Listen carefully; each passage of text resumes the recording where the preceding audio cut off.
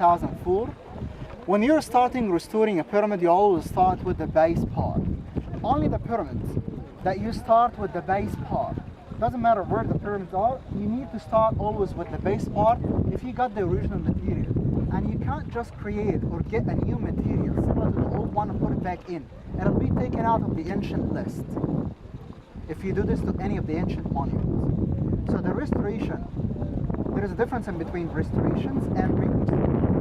This one is being restored, putting the original material back in, which is still existing part of the original material.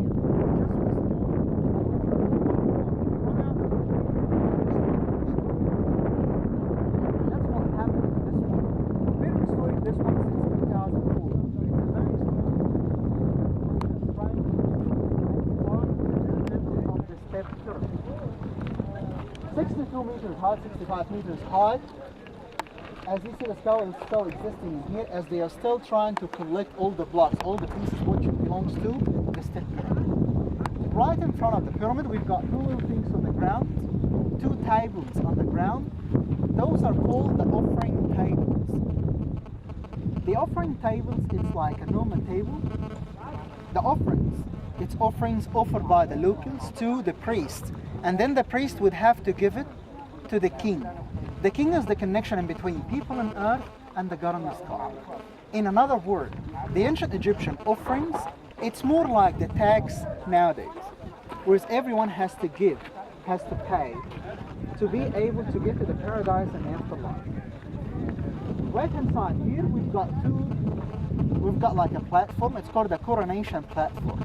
Those two pillars, which we will see when we go down, and when we get close to the pyramid, in our free time, we can take photos of the coronation platform. What's the coronation platform? Egypt 3300 BC, it was divided into two parts, Lower and Upper Egypt.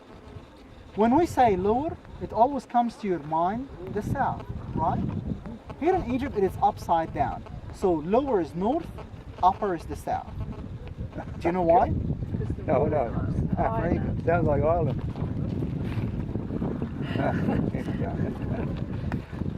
The Nile flow from the south, so the land level in the south is higher than in the north. So this is lower, Cairo.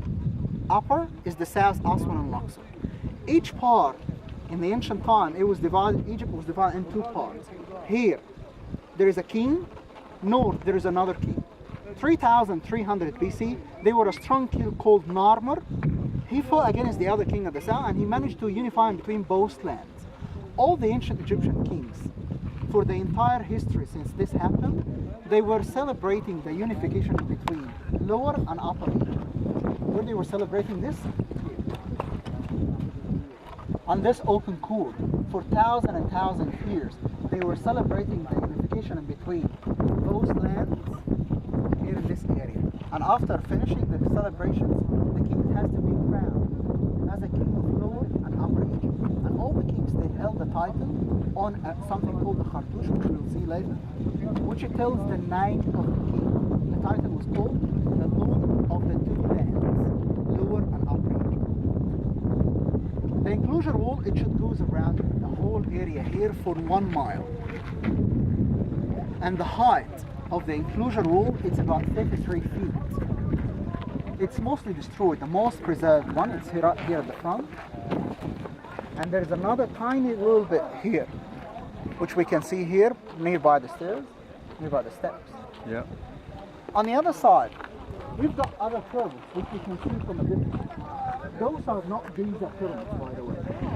How many pyramids we can see here at the front?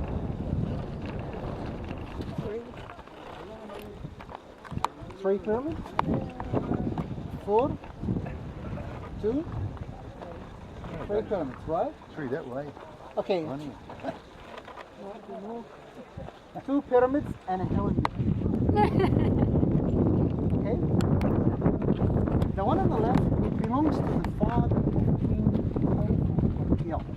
Who's King Cheops of Khufu? He is the owner of the greatest pyramid, the one we saw this morning. The father, with the workers, they tried to build the pyramid out of a strong material, but they wanted to have a smooth surface pyramid, not like this one. So when they actually started doing this, they built a pyramid as called the wrong or the bent pyramid, which is located here in the left hand side. When they found out, oh, that's a wrong construction, they started building another one, which is here on the right hand side. Those pyramids, they belong to a king called Senefru. Senefru is the father of Khufu. And later on, the same workers with their family, their kids, when they're grown up, they got the experience how to make a smooth surface pyramid, and they managed to build the one in Giza, which we can't see from a distance now, let's stand this way. Those pyramids, they are called the red pyramids. The red and the bented pyramids. Now we will start going down to enjoy our free time. Last thing that I would like to tell the group, by the way, the last pyramid which we found here in Egypt, it looks exactly the same like the step pyramid in here, but it's upside down. So the steps are deeper under the ground. And it was discovered by Zahi Hawass, the guy with the hat. The guy with the hat. He's the one who found the last pyramid which we discovered so far up till today here in Egypt.